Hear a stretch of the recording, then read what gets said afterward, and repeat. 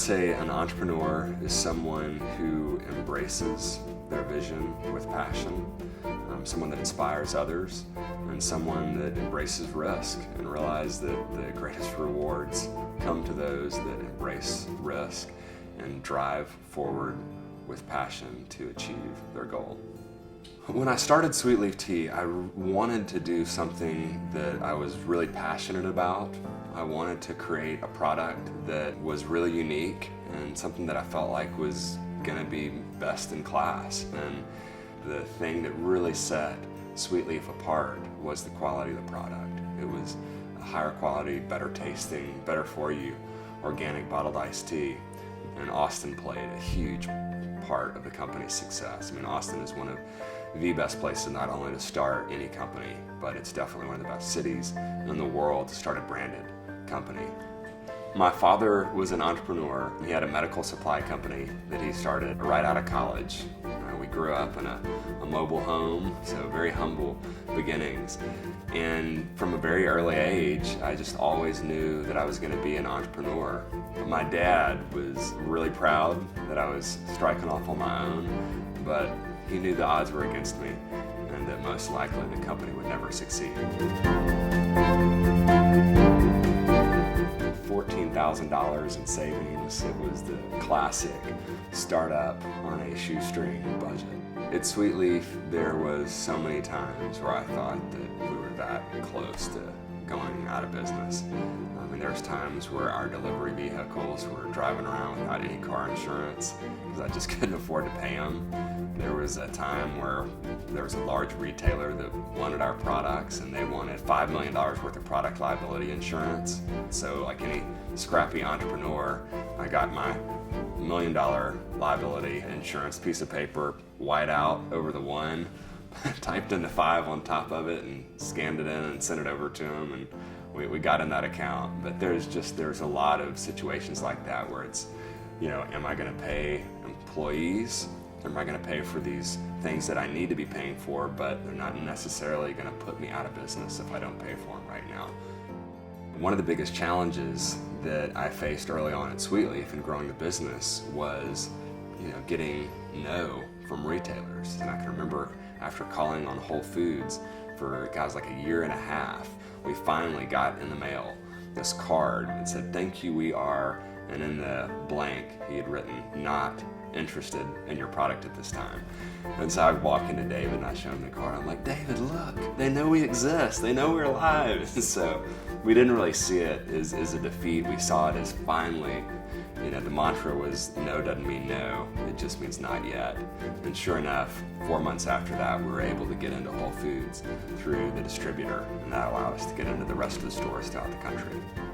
If you get knocked down 7 times, get up 8 times, because I can promise you, you're gonna get knocked down. And it's not about if you get knocked down or how hard you get knocked down. You haven't failed until you decided you're not gonna get back up. I knew after I left Sweet Leaf Tea that I wanted to stay in food and beverage. I wanted to stay in an industry that was very analogous to non-alcoholic beverage industry. And Deep Eddy Vodka, the spirits industry, is very similar. We believe in sourcing local.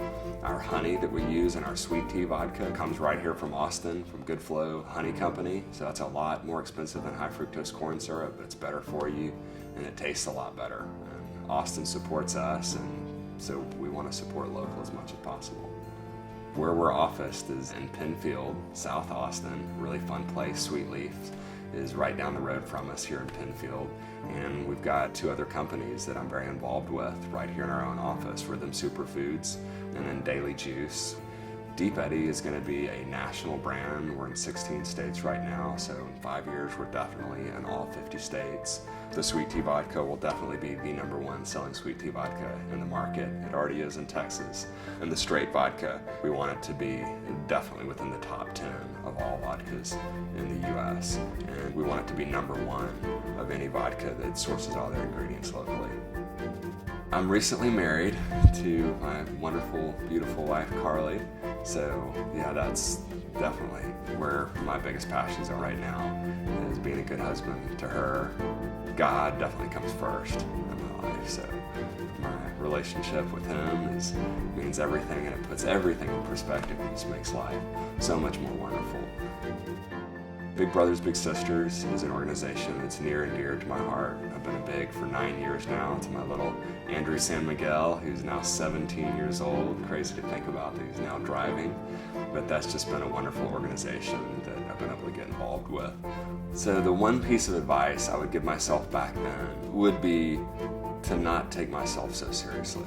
And I don't mean to work with any less passion or any less competitive drive, but my ego got in the way a lot in the early days.